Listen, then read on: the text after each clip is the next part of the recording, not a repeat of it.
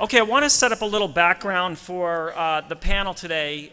For the last 7 years, we've been working to try and improve our ability to communicate on climate change, and the majority of that training has been on trying to improve our ability to listen, and we're going to continue on that theme today. You know, they just released a couple of years ago the latest classification of diseases, the International Classification of Diseases, Volume 10, and in that it says that being talked to death regarding climate change is a terrible death. In fact, if you get to the specific page, it just says, talk to death about climate change, terrible death. That's all it says. So I want to get to a couple of things in how we're going to listen to this. And one is moral foundation theory, and the other is something we call listening for values. There have been a lot of papers written since 2002, Lakoff in 2002, Thorndike in 2007, Graham in 2009 and 11, Caprisi 2006, that all establish 5 basic moral foundations through which people see the world.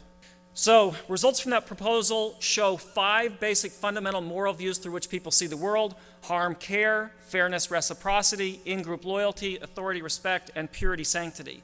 There are strong tendencies, but let's be clear, only tendencies in the way that liberals and conservatives see the world. Okay? So liberals tend, let's again make sure we're using the word tend, towards harm, care, and fairness, reciprocity.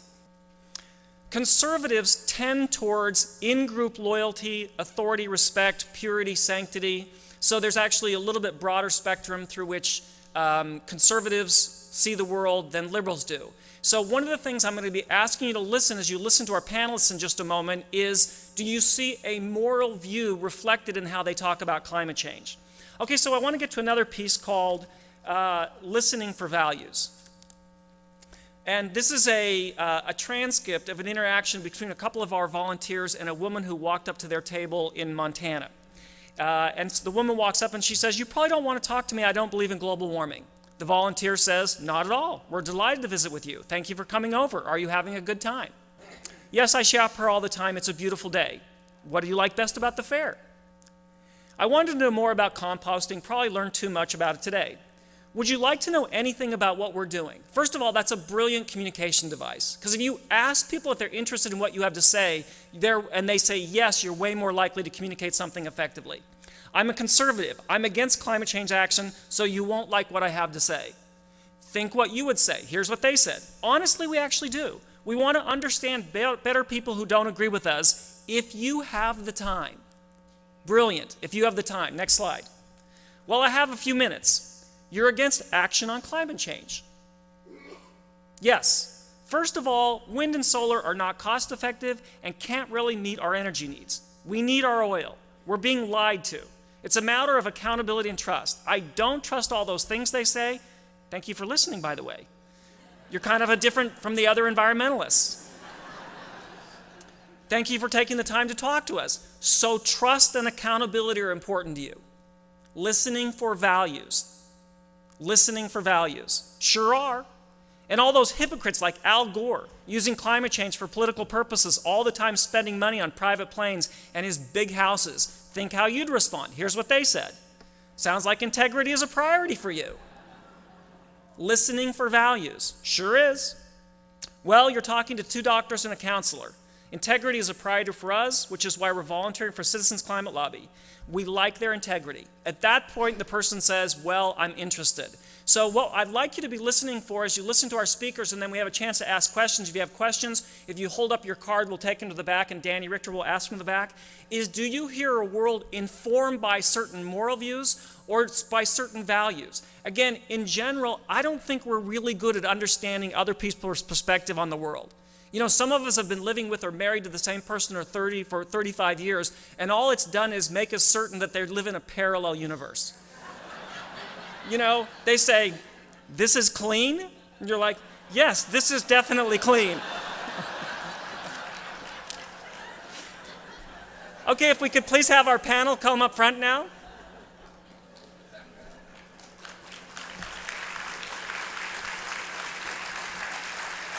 So starting furthest across from me, Bill Twist from the Pachamama Alliance, Joan Rosenhauer, who's from Catholic Relief Services, Jerry Taylor, the founder and president of Niskanen Center, and Keya Chatterjee from U.S. Climate Action, Bob Inglis was scheduled to be here but got ill returning from Central America, so we didn't get a chance to hear from him today, but we're a big fan.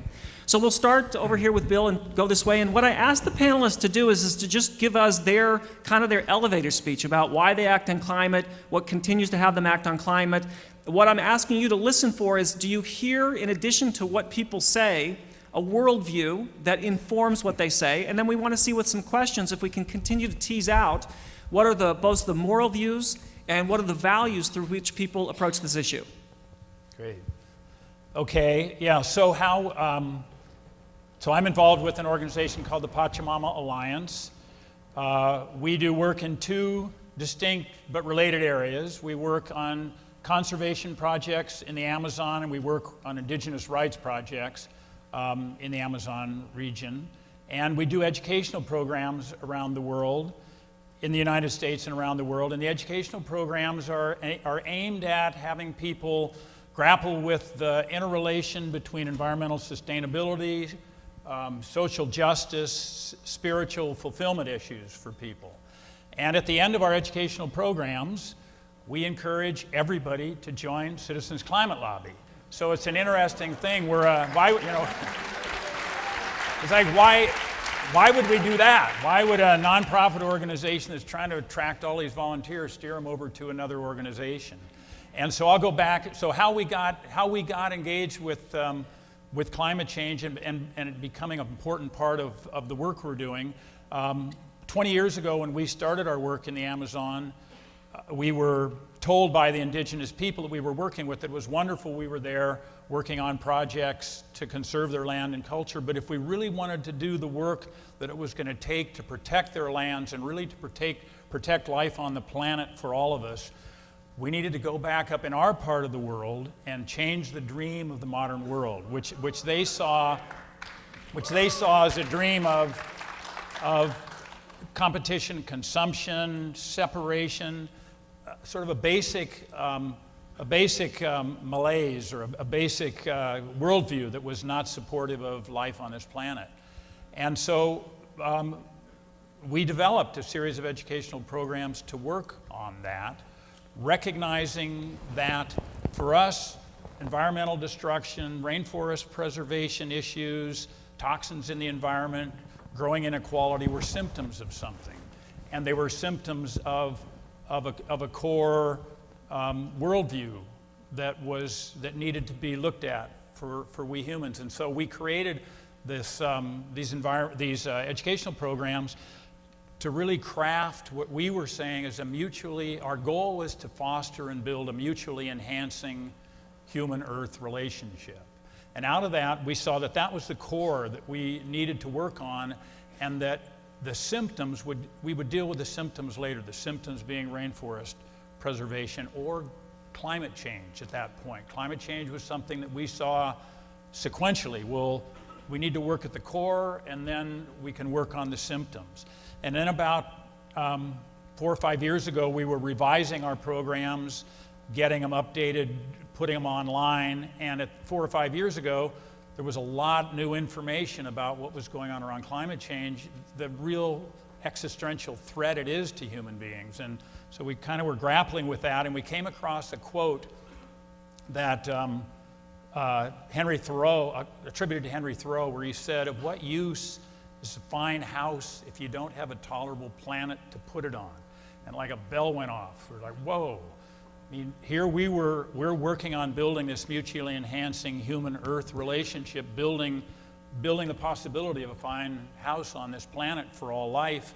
But if we weren't going to have a planet to put it on, if climate change was if we didn't deal with climate change, we weren't going to be able to achieve this beautiful house we were trying to build. So we realized we couldn't deal with it sequentially. Climate change is something that we needed to deal with in parallel with the basic. Our core work is still a deeply consciousness-raising work, but in parallel we have now working on climate change. And about this time, 4 or 5 years ago, CCL was just becoming really a major force, and we hooked up with CCL because of the phenomenal chapter network that CCL had, and we send our volunteers to CCL. The second part of that, how we see the world and that we keep working on climate change. I mean, obviously, climate change is a huge threat, and so it's not something that, having engaged with, we can disengage. And the threat is becoming more apparent. But also, what's happening is solutions to the threat are becoming more apparent. And so they're growing together and allows us to stay engaged. But there's another aspect of climate change that's really significant, I think, for us anyway. And that's that to really deal with climate change, this is an issue that is far more complex than humanity has ever had to deal with. We individually as human beings are going to have to become a different kind of human being. We're going to have to become a different kind of human being as a species collectively to deal with an issue that spans the globe, that the sources of it are far beyond our control, that it's a human society, a human species issue. And so I think it's going to require us to see ourselves, the responsibility for us as human beings in a way we've never seen before. It's going to require us to discover ourselves as a species in the evolutionary process in a way we've never seen before. And I'm inspired by a quote that Naomi Klein, the Canadian author and activist who wrote in her book, This Changes Everything, where she said, what if confronting the climate crisis is the best possibility we have to build the better world we all know is possible? And that's what I think. And thank you. And that's what I think is the flip side of climate change and the way we deal with it. The front side of it is an existential threat, and the back side of the issue is that it's a huge opportunity for humanity. Yeah, thank you.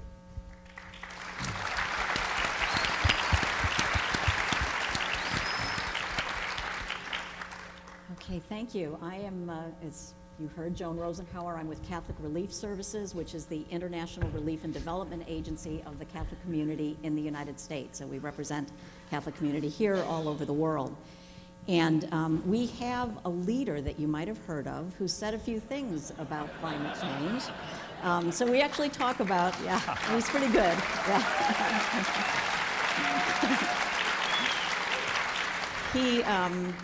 We actually talk about values and our moral obligations related to climate change quite a bit all the time, so you won't have any trouble hearing that from me. So it starts with the understanding that all of creation, humanity, human life at every stage, and all of everything that surrounds us, and including the natural world, is a gift from God. And we have a moral obligation to care for and cherish and value and nurture that gift and make sure that we are good stewards of that gift and that we do not destroy it in any way.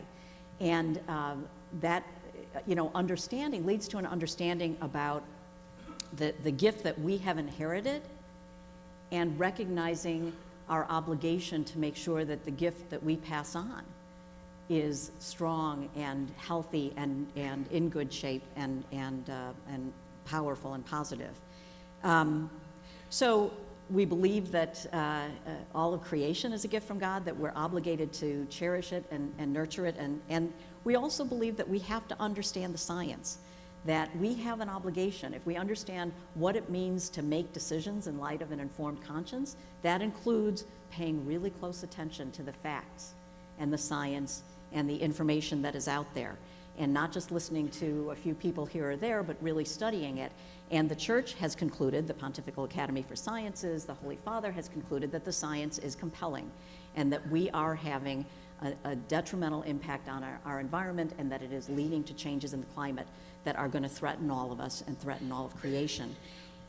But part of our message, I think, can be a way to speak to people who haven't quite bought the science yet.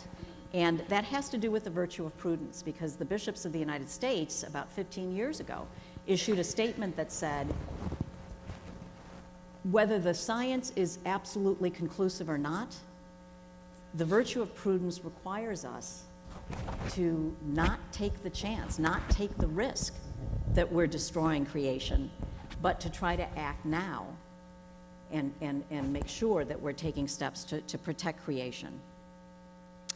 Another one of the values that really shapes our approach to the question of the environment and creation and climate change has to do with the poor, and that priority. We're called to love all of our neighbors, but we, in a particular way, have to care for those neighbors in greatest need. And Catholic Relief Services sees this all over the world. We work in 100 countries, and all over the world, the data that we just heard about public health and about rising temperatures and the impact that that is going to have, it's already happening right now. And our brothers and sisters around the world are already suffering from that. So I just got back from Nicaragua, where there are corn and bean farmers, 1 million of them that by the mid-2020s will not be able to grow their crops anymore. There are already countless coffee farmers whose crops have been devastated by coffee leaf rust because of the stress on the plants because of rising temperatures. I met a woman named Mercedes. She lost almost her entire crop. These are people, you want to talk about health? Starvation, when you can't support your family and can't feed your family, is a big health risk, and it's already happening for people impacted by rising temperatures and climate change around the world. And the good news is that they can adapt, and they're learning alternative farming techniques to grow their crops, and they're learning alternative crops that can grow in the areas where they are with higher temperatures, but they need support. Left on their own, these people who had very little to do with creating the problem are going to suffer the most and will not be able to adapt, but we can help them. The one other thing I want to say about what I've seen around the world is that it is inspiring to see how people are adapting. It's also very humbling. I was in the Philippines, in the center part where Typhoon Haiyan hit, and we all know what a devastating storm that was. And that was an area of the Philippines that historically has not had major storms like that. They have tended to trend farther north, and now the center of the country is getting these storms, and so people have to adapt. They have to be ready. People who have nothing are organizing their communities to try to survive the next big storm. But the other thing that they're doing is they are trying to mitigate their impact on the problem. And so I met people who had just gotten motorized bicycles. Now, I'm not talking motorcycles, I'm talking about motorized bicycle. And that was a huge improvement in their transportation systems. And they're giving them up, and they're going back to pedaling, because that's a way they can reduce their carbon footprint, because these are all, isn't that astounding? Yeah. So it is humbling, it's almost humiliating to look at the difference in terms of what as a whole we're willing to do here. So the final thing that I would say is that we would also say we have a moral obligation to act. And that includes in our private lives, in the way that we adjust our carbon footprint and adjust our consumption of water and reduce our contribution to pollution and things like that. We also have an obligation to act in all the different elements of our lives and society. So one of the things that Pope Francis lifts up is that everything is interconnected, that we have to look at how in our lives as business people are we impacting this problem, and how we're in our lives as scientists and in different sectors of human life, and finance and different parts of economic life, how in our lives as citizens are we shaping this problem? And so the work that you are doing here is critical. The Catholic Church has been very involved, and Catholic Relief Services has been very involved in promoting the Green Climate Fund, in encouraging the U.S. to live up to the obligations that it committed to and that the world committed to in Paris, and looking at other ways in the United States, carbon standards and things like that, that we can play a role in reducing our impact on the environment and reducing the risk and the reality of climate change, and how we can live up to what is an obligation to help people who are being impacted, because we have created the problem more than they have, and we now have to help them adapt. So those are the actions that I know you're taking while you're here, and thank you very much for that.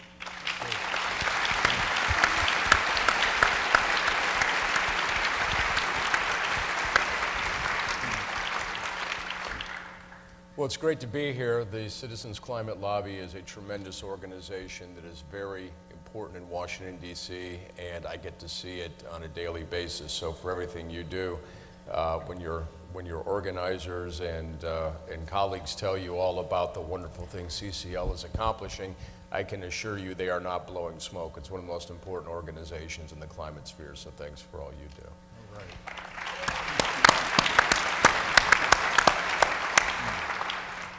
For 20-odd years, I worked in a very different organization. I worked at the Cato Institute, and at that time, I spent most of my career on the other side of this conversation, arguing against people like you. But I came to change my mind. Over time, as a hired gunslinger at Cato, I was responsible for the energy and environmental work that the Cato Institute did. My ambition was to challenge and wrestle with the very best arguments offered by the other side. Now, you need to know this is kind of unusual. Most people in American politics or in the policy world in Washington are not in the business of wrestling with the very best arguments the other side has to offer. And that goes for the left as well as the right. For the most part, people in Washington are in the business of policing their tribe and making sure that everybody holds the line and everybody stays within boundaries and everybody is engaged in acceptable discourse and positions remain where they are within your community. And if that's your objective, you don't need to wrestle with the best arguments at the side. You just need to make sure that everybody continues their tribal affinity for whatever the party line happens to be with the community you're involved in. I had aspired to something a little bit better, which was to go ahead and actually wrestle to the ground the best arguments people like you would forward for climate action.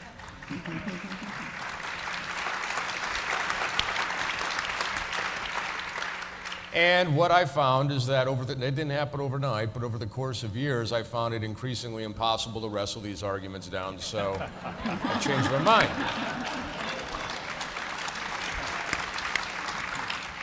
So I left Cato about 2 years ago to start the Niskanen Center, which is a libertarian think tank here in Washington, D.C. We're still libertarian. We still believe in free markets, individual liberty, and individual autonomy.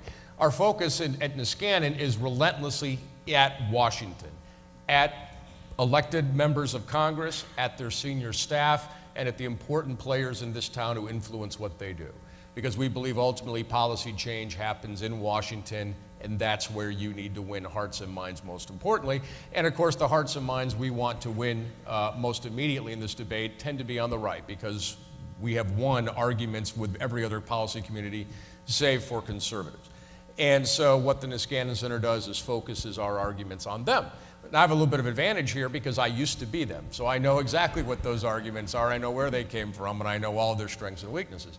But I'll give it, to give you a little bit of insight, what was most important in changing my mind about climate, and there are a lot of things, both ethics and the science and the economics, but the most important thing that really had an impact on me is that most of the climate debate is a hot dispute about the most likely outcome. And if you look at the IPCC report and other scientific statements on this, you see a wide range of possible outcomes. The most likely outcome, according to the most recent report from the IPCC, is warming somewhere between 1.5 and 4.5 degrees Celsius if we double the background concentrations of greenhouse gases in the atmosphere. That's the most likely scenario. That's a pretty huge, pretty big range right there. But that's most likely, which means 66% chance. There's a 17% chance it'll be more than 4.5, and a 17% chance it'll be less than 1.5. So you have a huge range of possible outcomes here. And the debate from my own community was to argue that the most likely outcome was at the low end of that potential distribution of outcomes. And it could plausibly be. There's a lot of uncertainty in climate science. And the debate was just most likely outcome, most likely outcome. And I had a meeting a few years ago with a guy from Goldman Sachs who was a concerned climate activist, but otherwise a pretty free market capitalist kind of fellow. And he said, Jerry, we have these kinds of discussions in the financial markets all the time. He said, look, I work at Goldman Sachs. We deal with uncertainty all the time. We deal with a full range of potential outcomes from different investments and different actions all the time. We can't concretely define what the exact risk parameters might be, but that doesn't mean you ignore risk. Risk management is not about finding the optimal solution to the most likely outcome.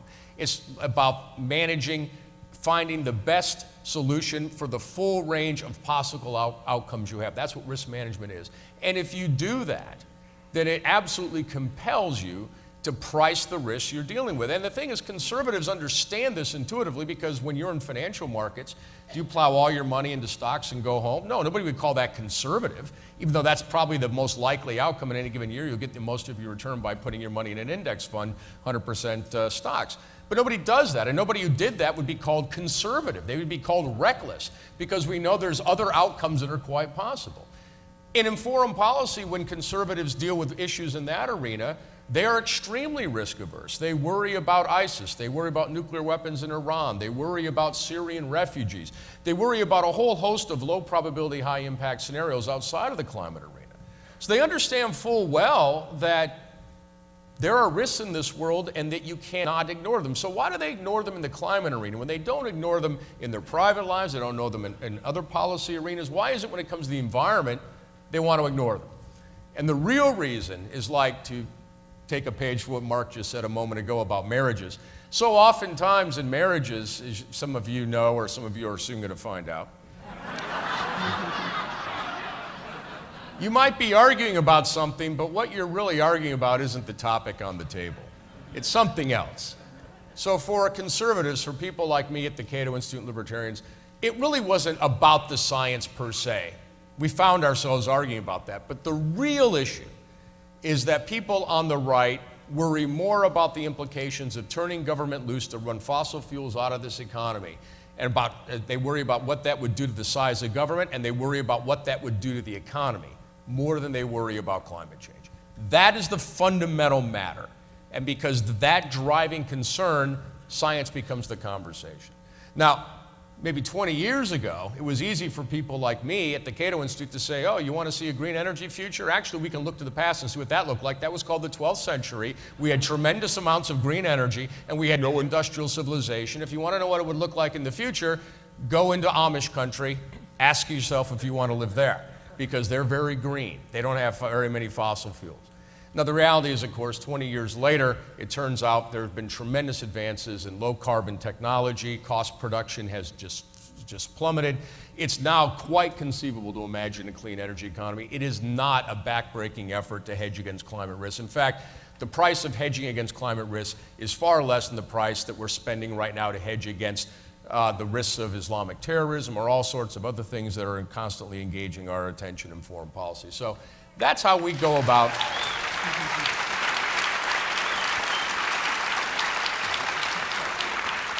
So that's how we make our argument to conservatives. There are, of course, other people in this world, the conservatives, who matter. So when Bill argued a moment ago that what's really required is that we rethink how we live our lives as human beings, and we have to rethink the fundamental nature of the human species, that may work with some crowds, but I guarantee you that if you talk to my old crowd, you say, oh, I've got to sign up for changing human species as a whole to do something about climate, well, check please, I'm not interested in that game.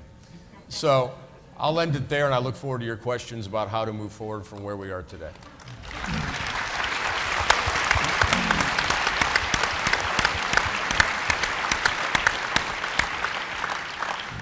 So thank you. That was fascinating to hear from all three of you. My name is Keya Chatterjee. I'm with the U.S. Climate Action Network. Climate change is an issue. Oh, is that working now? Yes. I think it's on now. I think it wasn't on at the beginning. Can you hear me now? Yeah. Super. Thank you for that. So I work at the U.S. Climate Action Network now. I started my career at NASA. And perhaps as you can tell, I am the daughter of immigrants. I grew up being very aware of my privilege in life because when I was 12 years old on my second visit to India, I was complaining about some of those mosquitoes we were seeing on the screen, the heat, that not having electricity, not having clean water, and my cousin really just called me out and was like, how can you be complaining about this when you're just here for a month and this is our life?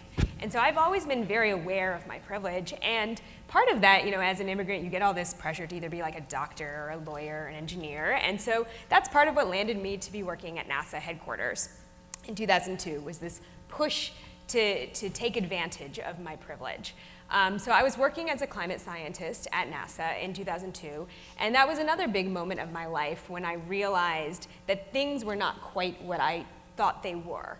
and I needed to make a change. And I find this conversation about changing minds and how that happens also very interesting, and when it happens.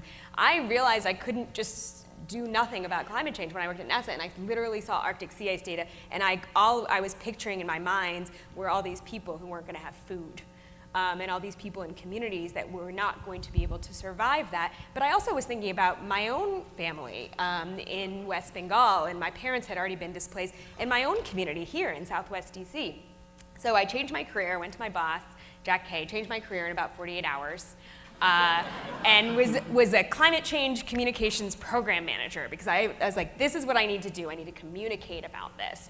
The first project I worked on was called Our Changing Planet.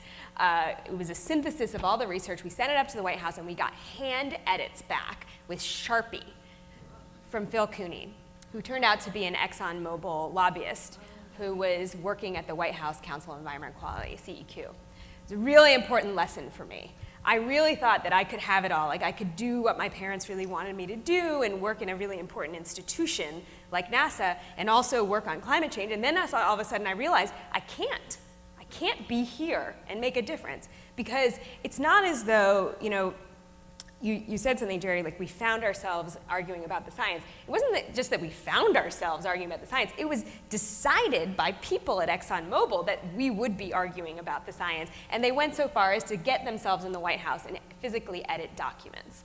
And so that was a moment in my life when I realized I actually needed to move outside of government and start to change things, because I was not in a position to do anything. And I just want to be really clear, I was not the hero in that story. A man named Rick Piltz was. He leaked that information to the New York Times and did an amazing thing for all of us. I moved out into civil society, yes. Let's thank Will. He passed away last year, lost his job for that piece of bravery. And now I'm at U.S. Climate Action Network, and I think really very deeply all the time, what brought me here is how do we assemble enough power to take on the power structure that would have us arguing about the science forever? I was trained as a scientist. That does not give you the power to take on that power structure. What does is organizing. And that's why the work of CCL is so important from my perspective, where I come from, and also why it's so important to find ways to work together across organizations and build power across them, which means listening is incredibly important, not only to your elected officials, but also to the people who are directly affected by the impacts, and to the people who are your allies, who want to get the same change that you want. And so that's what brings me here today.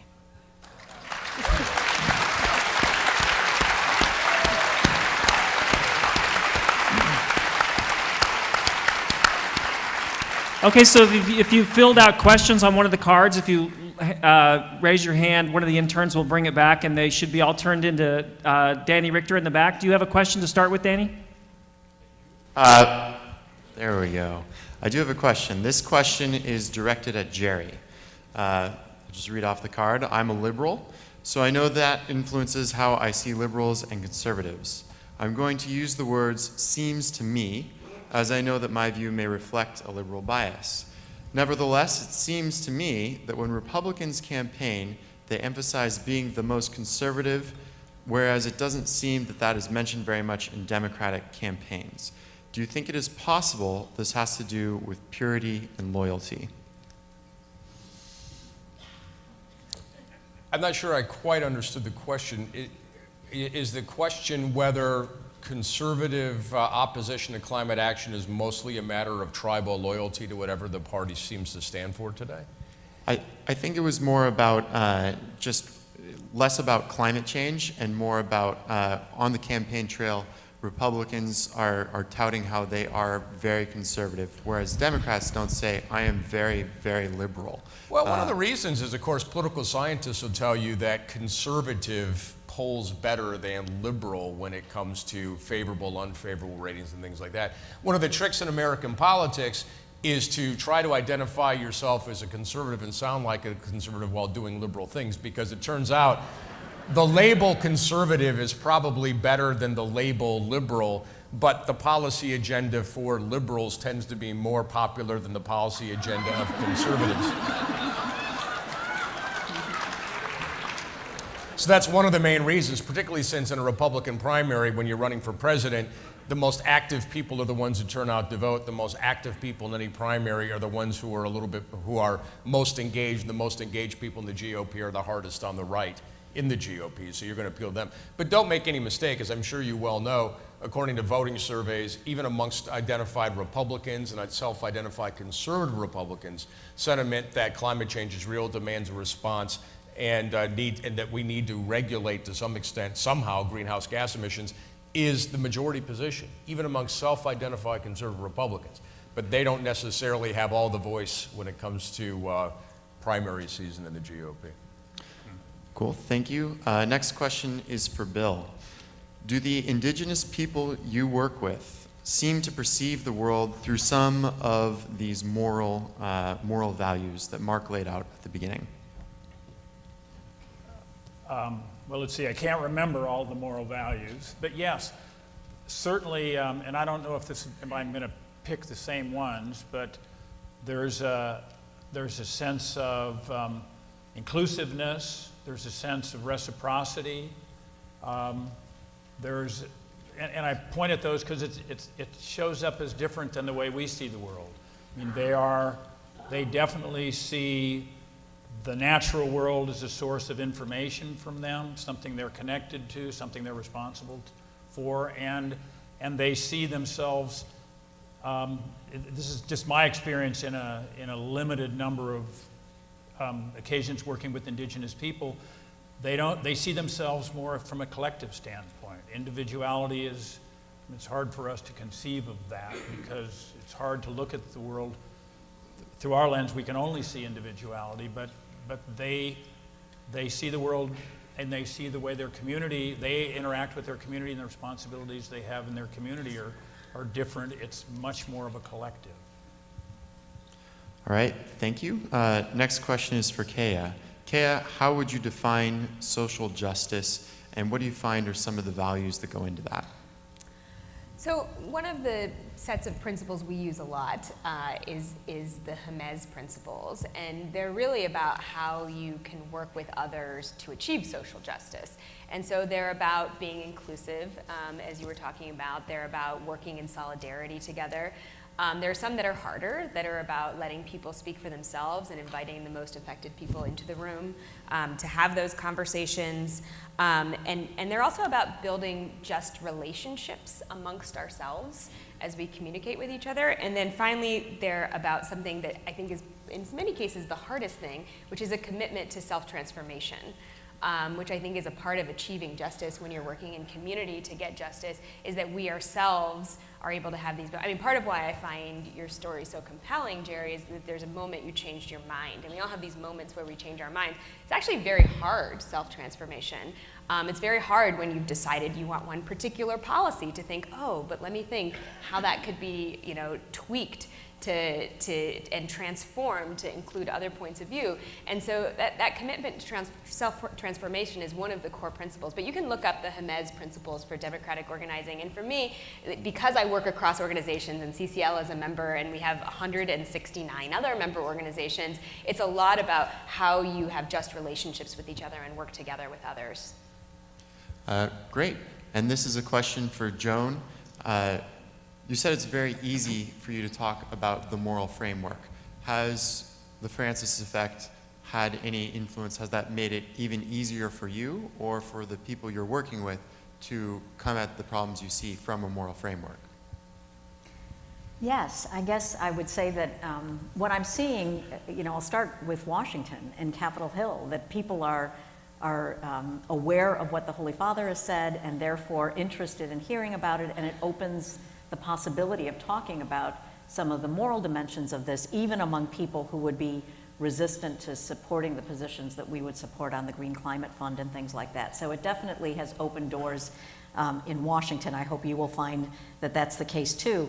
But I'm also seeing across the country in gatherings of people both within the church and beyond the church that business people are looking at what is he saying here. And he talks a lot in his encyclical on climate about the role of the finance industry and the role of the business community and the role of economic leaders as employers and in different decision-making opportunities that they have. So I think it has opened up and kind of created a challenge for people to say, what exactly is he saying? And at least I have to come to terms with it. And I think, you know, one of the things the principles that we bring that are helpful in that conversation is that the church is very much supportive of private enterprise and private property and believes that is an element of economic life that is essential, and then says what a gift that is because its purpose is to promote the common good, to help everyone. And so people who are successful in business and have a lot of private property then have the opportunity to create a better world and to promote the common good and to care for the least among us. So there is a starting point. I think one of the things we have to do on this topic in particular is to figure out where is the common ground, and let's stop there. And I think there's more common ground than we sometimes allow ourselves to acknowledge from different perspectives. And we need to start with where is the common ground and then go from there.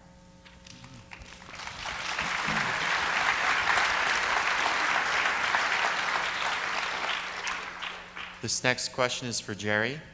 Do you have any insights on the Koch brothers' thinking about climate and energy policy?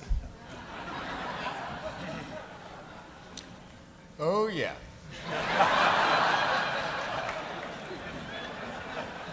Long answer. I should probably just leave it at that. But no, look, one of the things that's very interesting is if you look at the oil and gas industry as a whole, you'll find the major vertically integrated corporations like BP, ExxonMobil, Royal Dutch Shell, ad infinitum, all state publicly climate change is happening. It demands a policy response. Carbon pricing is the right answer. They are already there, at least for advertisement purposes. Now, thus far, they have not done much to forward those arguments beyond putting up a good website and offering some good statements in the press, occasionally joint letters. Now, let's not minimize that. That's still something. You've got the biggest actors in the fossil fuel industry acknowledging something that nobody on the Republican stage could acknowledge in this entire political campaign, which is that climate change is real. It's something that is serious. It demands a response, and that carbon pricing is the right response. Now, the reason they feel that way might be because they fear the consequences of not saying this, because politically right now they're under the gun from the attorneys generals now for tobacco-like accusations that they have been covering up information. They're being hammered by a guerrilla war now over infrastructural investments that cost them Keystone Pipeline. It's stopping at a coal export facility on the West Coast, and virtually everything else of consequence is now subject to citizen action, which in the long run they know they can't win.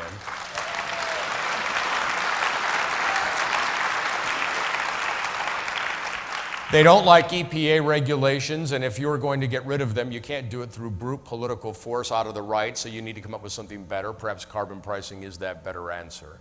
And if you were able to use the revenues from a carbon tax to, say, cut corporate income taxes, studies I've seen from economists who do that sort of work show that the oil and gas industry makes out like bandits. I mean, it's just a tremendous trade for them. So there's a lot of reasons why people in the oil and gas sector, there's probably a combination of all of the above for many of those actors. Now, Charles and David Koch at Koch Industries is a little bit different story.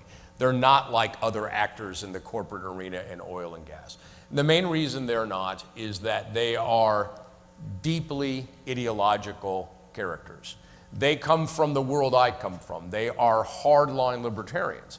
I'm not quite as hardline as I used to be, but I understand that world very well because for most of my career at Cato, I too was a pretty hardline libertarian. And for hardline libertarians, acknowledging climate change is real, even though that should have nothing to do with how you feel about libertarianism, right? That's atmospheric physics and the role of government, two entirely separate matters.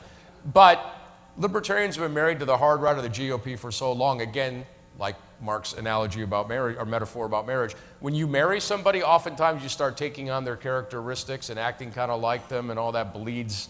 You bleeds into them, and they bleed into you. Well, it's the same way with a libertarian marriage to the hard right. Conservatives aren't libertarians, but they've been partners for so long, they start acting like one another.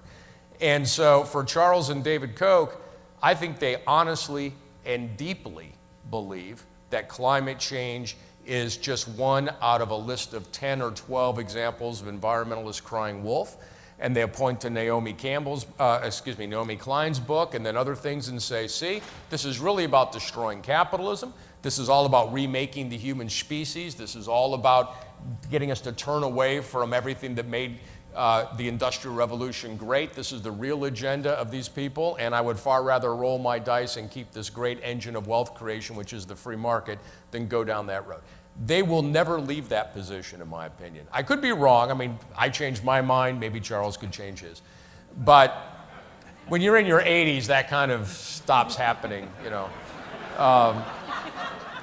So while I know a lot of friends of mine on the left, they'll see something that Charles says in the Washington Post, says, hey, he says climate change is happening. Isn't that something? He says, you know, maybe we need a response. Well, that's the response of my people at Cato. They'll acknowledge climate change is happening. They just don't think it's going to be that big a deal, and the cost of doing something will be greater than the benefits. And oh, by the way, they're going to try to smuggle in socialism to destroy the market while they're in the course of doing so. It's not really that big a concession. All right. Thank you. This next question is for Keya. I love your story in which you talked about your own path to best support your values. How have you found, what is the best way of making an impact on the inside from the outside, from your experiences since then? Well, I think this gets to what you know, my theory of change is and how we create big changes. And I think that there are multiple valid theories of change of how we get from here to tackling climate change. And for me, I look a lot at social justice movements and how you affect change on the inside from the outside because of who I am, right? Like my grandfather was in jail in India because he was in the independence struggle in India. And so when I look at each of these cases, which I think is probably a very different theory of change from others here, I look at what did they have? Well, they had political leadership. They had a middle of the country that was permissive, I call it. So they didn't care, but they were willing to let it go. So for example, like these aren't the people who are gonna fight for gay marriage, but they're willing to let it slide. So you got the middle like that, and then you have a real activist base. And what studies show us is that you need about 3.5% of the US population to be an activist. All of you are activists, thank you. So we need 11 million of you. So we need the activists, we need the middle to just let it slide. We're not gonna change Charles Koch's mind, and we don't need to change most people's minds. But we do need for them to not be terrified of the future we're talking about. And then we need to elect people who are going to create change. And I would argue we're doing this. So I want to be clear, I actually think that we have an activist base. I'm looking at you, you're pretty beautiful. I would argue we have some political leadership in some places at some times. That's how we make progress. And the middle isn't really that opposed if you look at polling. And that's how we're actually making progress. But we actually have to build all those things up to change from the outside what's on the inside. We need the people on the inside too, obviously, or else we wouldn't, be begging you guys to go talk to them all the time. But we also really need to strengthen our numbers and our diversity on the outside. All right, this next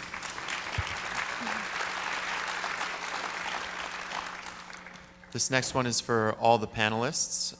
Numerous oil and gas companies have expressed publicly recently that they support some form of carbon pricing. In your opinion, is the resistance from the oil lobby shrinking, or is this some form of greenwashing?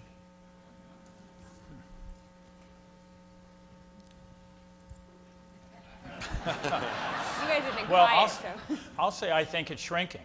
I don't think it's a form of, I don't think it's a form of greenwashing. I think it is shrinking. I think there is a greater and greater awareness that actually addressing climate change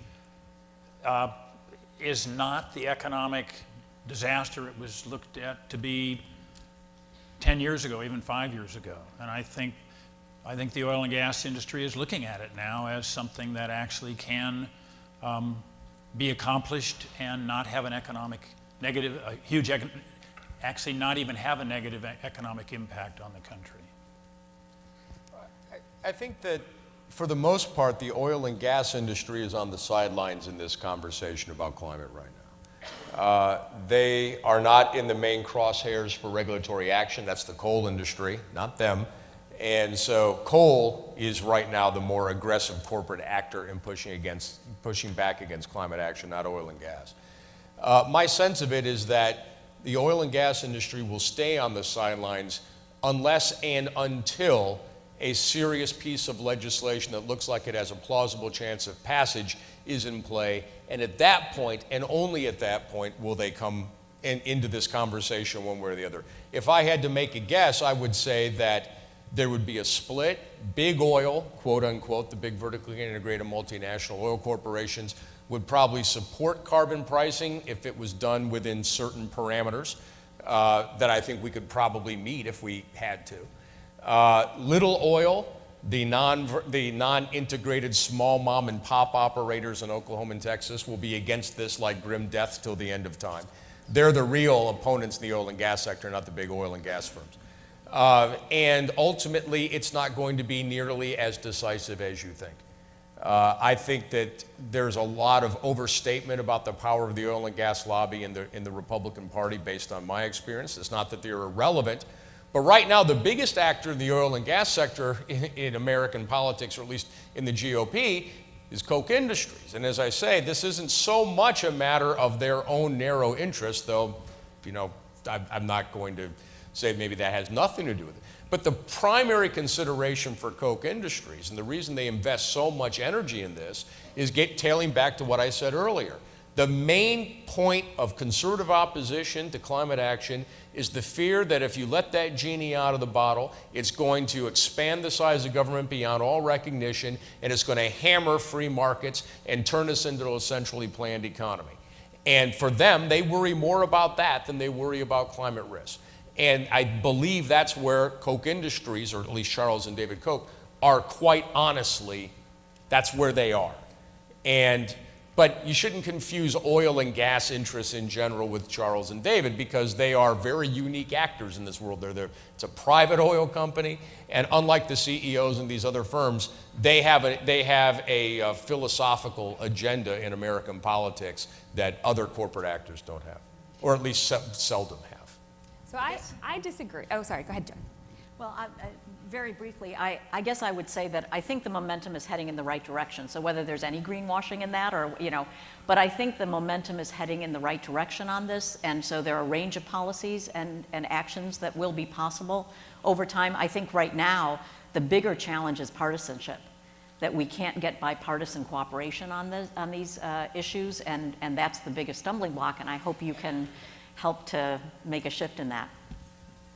So you picked a good panel, Mark, because you always want to have someone who just disagrees. So I hear all of that, but I see the American Petroleum Institute merging with the natural gas industry. I see a consolidation of power. I see an opposition that does not want us to get the kinds of policies that we want. We know we have the moral obligation, we know we have the technology, we know we have the policies we need, but we have opposition, and that's why we're not winning.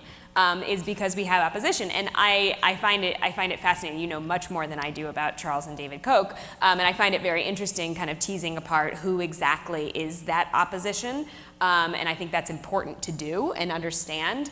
But I also think it's really important not to be naive and think that this will happen without a massive, massive public outcry. And I think that on the other side of this largely is the fossil fuel industry. You're totally right, of course, that right now it's coal that's in the crosshairs, but I see the other industries fighting back just as hard from my perspective. And I think that we're gonna have to, we have a big fight ahead of us.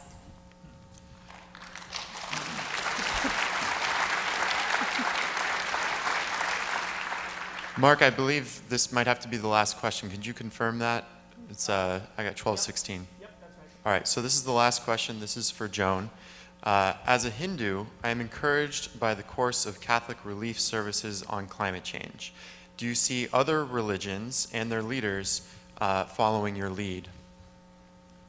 Yes, absolutely. I think when I talked about the fact that there is a lot of common ground, that is the case when it comes to the business community and different elements of our political life, but especially across religious lines. And I saw the Baha'i community was out here, and you know, every religious tradition has had leaders who have spoken out about climate change, and I think that's something that we need to make the most of as we meet with different people and try to convince different people that there's a great deal of common ground when it comes to both the principles and the values that lead us to care about creation and to want to take steps to mitigate our impact on the climate and also help people adapt to what is already happening.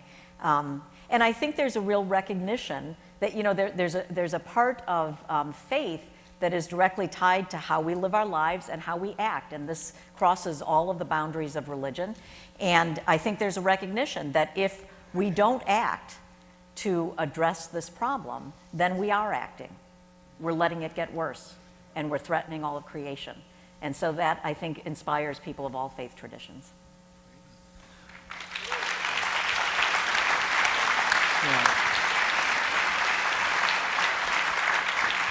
Well, just on behalf of all of us, I just want to say what an honor it is to have 4 great people from 4 great organizations, and that was fantastic. It went way too fast, so wish we had another hour, but we don't. But thank you so much. That was phenomenal, and we really, really appreciate it.